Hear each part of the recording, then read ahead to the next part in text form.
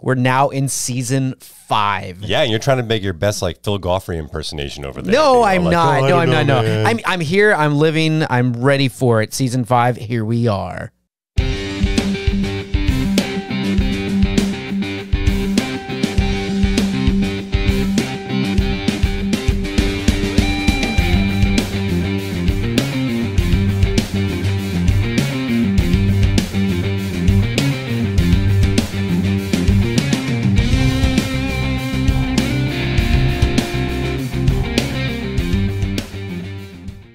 It's funny that you say that because I was listening. One of our episodes came up when I was in the car because I have our podcast and a bunch of other podcasts on there, and my wife got in the car. We were driving somewhere, and when we got out, she just kind of laughed and giggled and asked me, "Do you just listen to yourself all the time when you drive?"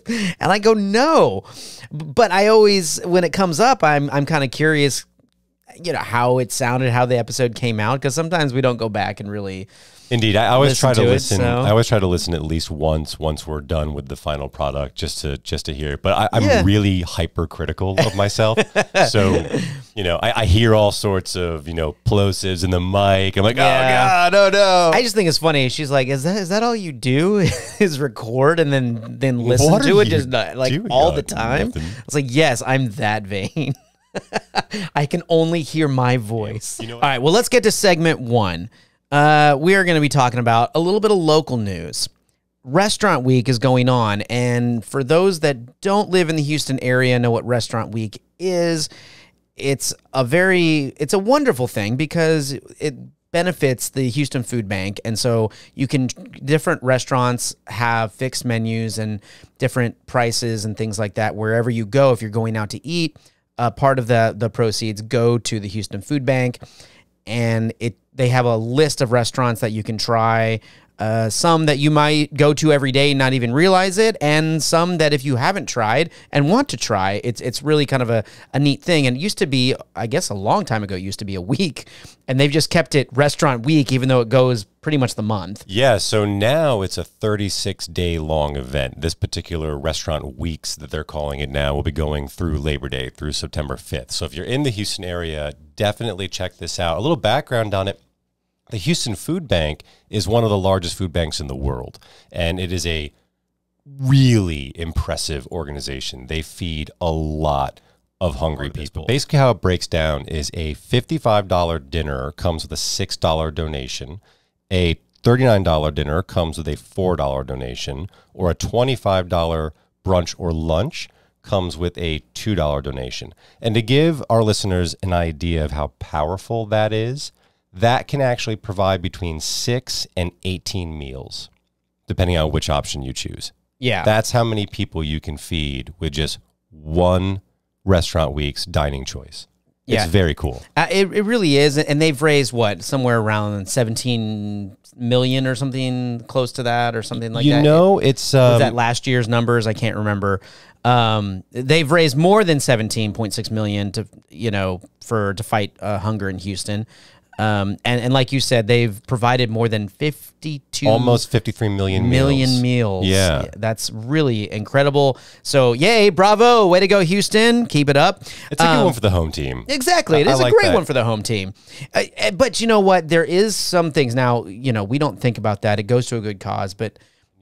So a lot of restaurants that have participated over the years, in my experience at least, they'll really have some special, you know, unique and delicious items that they choose just for the Restaurant Weeks kind of events. So, well, yes, but I have been to a few restaurants in the past that they have the preset menu and you get it. They kind of like the Valentine's Day thing where it's preset and they just pump it out so much, and it can be very hit or miss sometimes, right? Well, a pox on all their houses. I mean, that is just that is unacceptable. Well, again, it's still yes, you are supporting the Houston Food Bank, but you're also still going to dinner and supporting the restaurant as well. This is true. So, okay, do you have any recommendations or restaurants here in Houston, or ones that stick out that even if you've been to would go back to? So I actually was looking through the list today, and I saw that Roma is on the list, and I would definitely recommend checking that one out. That's really good. I haven't been. Is that Italian place? It's Italian place. Yeah. I have not been to Bar Annie in a long time, and that's on the list. I think it's back to being called Annie Cafe again. Yeah, I think so. How about you? I had a couple, actually. Wild Oats, I haven't actually been to yet, but Wild Oats is, supporting Chris Shepard over there. Big shout out to him, who also does a tremendous job with Southern Smoke, another thing that foundation that raises money for the industry. Another one I'd say that I would recommend to local people here in Houston is Hearsay downtown. That's a lot of fun. I've always enjoyed Hearsay. I would go back there. Also Indianola, big shout out to our buddies over there at Indianola and Miss Carousel over there. Their food is really good, and it's really worth going over there for that. Nice setup in East Downtown. And then I did have some honorable mentions. Hit me. Okay, honorable mentions. So my honorable mentions are places I've been. One of them I always go once a year to, and that's Brennan's. I love Brennan's. I love getting the turtle soup. Oh man. They also, I think their brunch, they have 25-cent martinis, I think, or something like that. So Did you just say 25-cent martinis? Yes, I'm for brunch. I think so. I get emails all the time from them, but I don't know if it's happening while Restaurant Weeks is going on, but I do know that they do things like that. I see. Well, if you ever need me on a Saturday or Sunday afternoon For 25-cent martinis. you know where I'm going to be now. I know.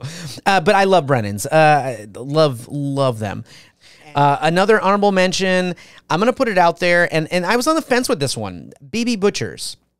I don't It's a very expensive restaurant. This would be a good way. It is an expensive restaurant, and they've never wowed me, but the food was good when we went. And it's a great location, really neat terrace if you can sit outside, beautiful view of downtown if it's a nice evening. I'd recommend that one. That's a good one. That's a good. I've got one more to throw into the hat here. I would also recommend as an honorable mention Le Colonial, because I love that restaurant. Okay, yeah. Okay, yeah. Happens to be on the list. That's over there in the River Oaks district. That's a tasty place. Okay. So that's something local. I appreciate talking about something local. How about something bigger? What's on your mind in the grander sense of the world? Well, I know that a lot of people don't get into this stuff, but the Summer Movie Fest it continues. That's what I call it, Summer Movie Fest. It used to be Summer Blockbusters, and we've had a couple big ones. Comic-Con just came out, and so there's a lot of news that is going to be dropped. D23 for Disney is coming, in September as well. So that's going to be big news dropped. But there's a lot of things going on. But there's been some great movies so far this season. Wow. This is coming up. Wow. So what have you seen so far this summer? Well, I did get a chance to see Top Gun, which I highly recommend. Oh, yeah. Love that movie. Fantastic. Great movie. They knocked it out of the park. They did. They well, really did. grossing $1 billion or something. They've done something right.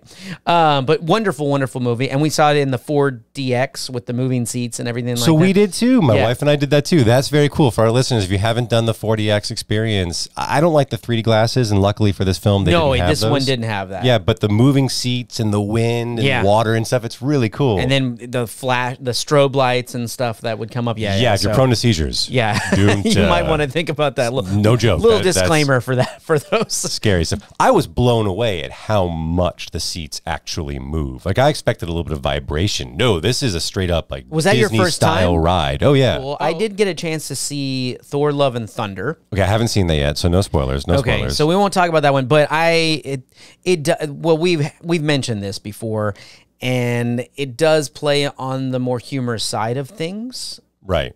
And we have talked about that, and that's all I'm going to say. I enjoyed that movie. I think it's worth seeing. It's not one that I want to run back to, but I enjoyed it.